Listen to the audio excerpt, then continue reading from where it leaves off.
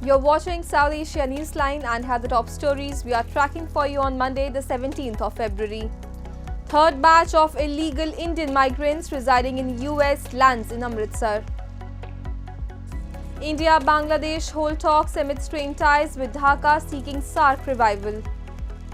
And Sri Lanka expects economy to grow at 5%, repay all debt, says President Dissanayake in first budget speech.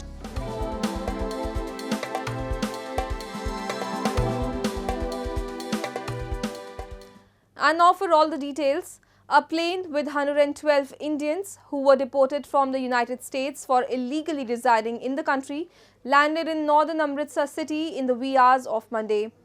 This marks the third such arrival in a span of 10 days as part of Donald Trump administration's crackdown on illegal immigrants. Of the total deportees, 31 are from Punjab, 44 from Haryana, 33 from Gujarat, 2 from Uttar Pradesh and 1 each from Himachal Pradesh and Uttarakhand. The families of some of them reached the airport to receive them. The deportees will be allowed to head to their homes after completion of all formalities, including immigration, verification and background checks. Arrangements have been made for the transportation of deportees to their destination.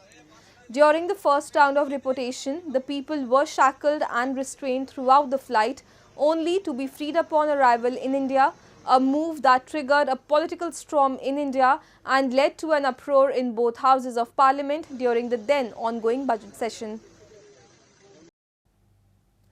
Amid tensions and ties between New Delhi and Dhaka, Bangladesh interim foreign advisor Mohammed Touhid Hossain held bilateral talks with Indian Foreign Minister S. Jaishankar on the sidelines of the Indian Ocean Conference in Oman. In a post on X, Jaishankar said his conversation with Touhid focused on bilateral relations and BIMSTEC, a regional bloc of 7 countries including India and Bangladesh.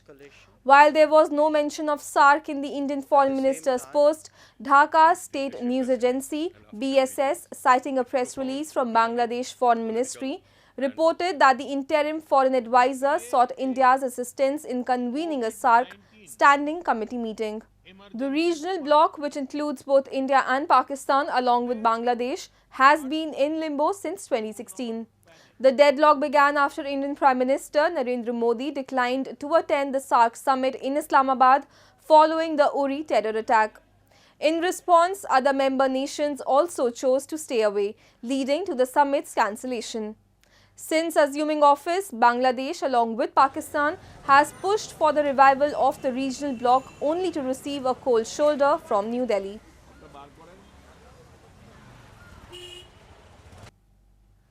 After nearly 3 decades, Pakistan is set to host a major multi-nation cricket tournament, the Champions Trophy.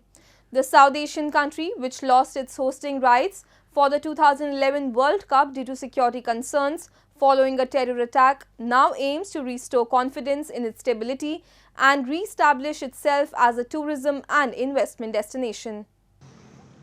Excitement is mounting among Pakistani cricket fans as the country prepares to host its first major multinational cricket tournament in nearly 30 years. Cricket enthusiasts in Karachi and Lahore are thrilled to witness top international teams playing on home soil. With the hosting of the Champions Trophy, the Pakistani government hopes to erase concerns over instability and restore confidence in the country as a tourism and investment destination. The tournament will feature teams from New Zealand, England, Australia, Afghanistan, South Africa, Bangladesh and India. While all other teams have agreed to play in Pakistan, India has opted to play its matches in Dubai, including its high-stakes encounter against Pakistan. बड़ी खुशाइन बात है, मैं इस चीज़ को लेकर बड़ा खुश हूँ कि इंटरनेशनल क्रिकेट तो पहले भी हो चुकी है, लेकिन एक बहुत बड़ा टूर्नामेंट हमारे पास होने जा रहा है कि होपफुली कि इंशाल्लाह अल्लाह पाक इसको कामयाबी दे और बहुत अच्छे से होगा। शाहीन क्रिकेट के लिए बहुत अच्छा है, पाकिस्तान के लिए बहुत अच्छा है। काफ़ी एक्साइटेड है जी, आउट ऑफ कंट्री से भी लोग आ रहे हैं और एक बहुत अच्छा साइन है ये, बल्कि इंडिया को भी चाहिए कि पाकिस्तान को सपोर्ट करे, हमसाया ममालिक है उसको चाहिए कि पाकिस्तान में आके खेले। Pakistan's security situation has been a concern since the US war in neighboring Afghanistan began in 2001. However, international teams stopped touring entirely after the 2009 attack on the Sri Lankan cricket team's bus in Lahore. 6 players and officials were injured, leading to Pakistan losing its hosting rights for the 2011 Cricket World Cup. The Champions Trophy will be the first major tournament held in Pakistan since 1996, when the country co-hosted the Cricket World Cup as defending champions. That period was marked by optimism following Pakistan's 1992 World Cup triumph under the leadership of Imran Khan, who is now behind bars on corruption charges after falling out with the country's powerful military. A Taliban delegation has arrived in Japan on what is the first visit by the group that rules Afghanistan. The delegation, consisting of foreign affairs, education, economy and health officials, arrived on Sunday for a week-long visit. The visit is a rarity for the Taliban, whose diplomatic trips have previously remained close to Afghanistan since regaining power in 2021. Latif Nazari, a deputy minister at the Taliban's economy ministry, described the visit as part of the group's efforts to become an active member of the international community. The Taliban's visit to Japan comes just days after ISIS claimed responsibility for a deadly suicide bombing outside a ministry, the latest in a series of attacks by a group. Japan's embassy condemned the attack, saying these attacks of terror must cease immediately. No country has formally recognized Taliban's regime in Afghanistan due to its restrictive policies on women.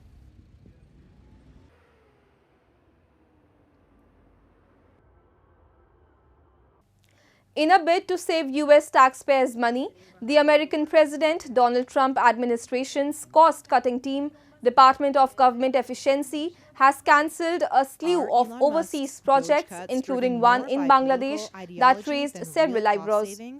The billionaire Elon Musk-led department said it is cancelling $29 million funding intended for strengthening the political landscape in Bangladesh. This comes days after Trump denied allegations of US involvement in the regime change in Bangladesh last year, when former Prime Minister Sheikh Hasina was ousted following a nationwide protest led by students. Since then, Bangladesh is led by caretaker government led by Mohammed Yunus. The effort by what the Donald Trump administration calls the Department of Government Efficiency, or DOGE, is intended to cut government costs drastically, but has sought access to critical computer systems, including the Treasury payment system, at the objection of others in the agencies. Sri Lanka will focus on transforming its economy and preparing to resume debt repayments from 2028, President Anura Kumara Dissanayake said on Monday as he presented the first full budget since being elected to office in 2024. Dissanayake said that he expects the economy to grow at 5% in the medium term, with a commitment to maintaining low inflation and stable exchange rates. He also emphasized that Sri Lanka will maintain a primary surplus of 2.3% of GDP, and the budget has been formulated to achieve this target. To promote exports, Sri Lanka will expand free trade agreements and prioritize investments that foster export growth. A new bankruptcy law will soon be presented to Parliament alongside new customs legislation aimed at enhancing trade. Additionally, 4% of GDP will be allocated to capital investment to support the development of local companies, he added. Since securing $2.9 billion in emergency funding from the International Monetary Fund in March 2023, Sri Lanka has experienced a faster than expected economy recovery. Inflation has eased, the central bank has reduced interest rates to pre-crisis levels, and debt restructuring was completed in December. Meeting IMF targets is crucial for Sri Lanka to improve its credit rating after emerging from default. This would enable the country to regain access to international financial markets, facilitating borrowing and debt repayments from 2028 onwards.